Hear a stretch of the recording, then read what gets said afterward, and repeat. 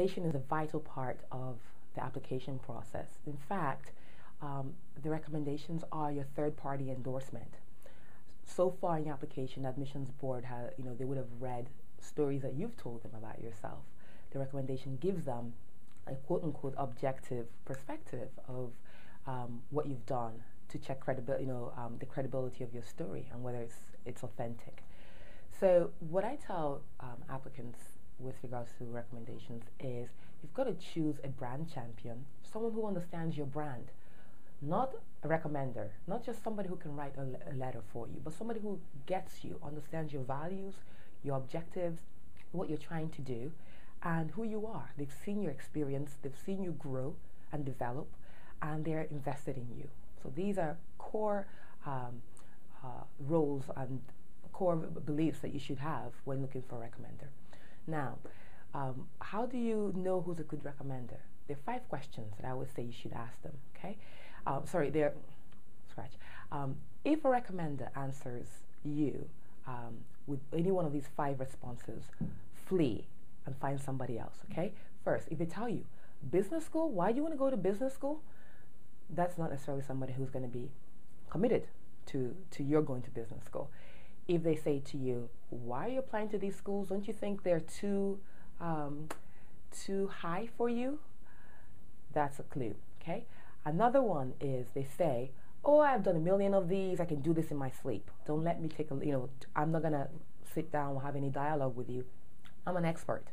I don't need any input. You might be a little bit concerned. And then there are a couple others. If they say to you, write it, I'll sign it.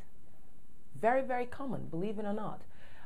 You've got to push back and try to get them to write that recommendation. If they're not willing to write it, they're not a brand champion.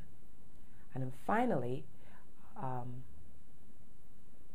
kind of busy right now. If they say to you, I'm kind of busy right now, they might say it diplomatically. You've got to read between the lines.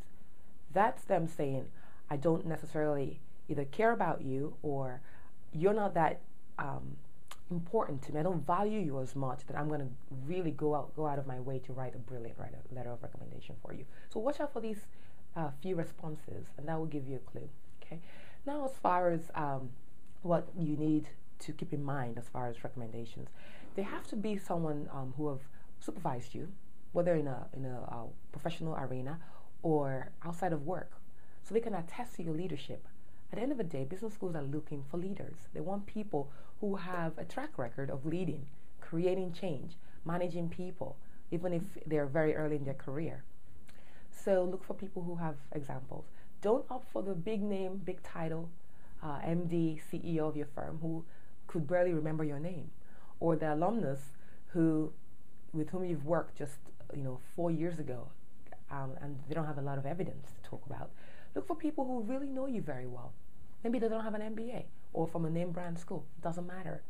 The more specific examples they can share about the recommendation, the more likely your recommendation is going to resonate with the admissions board. So start early, give them enough time.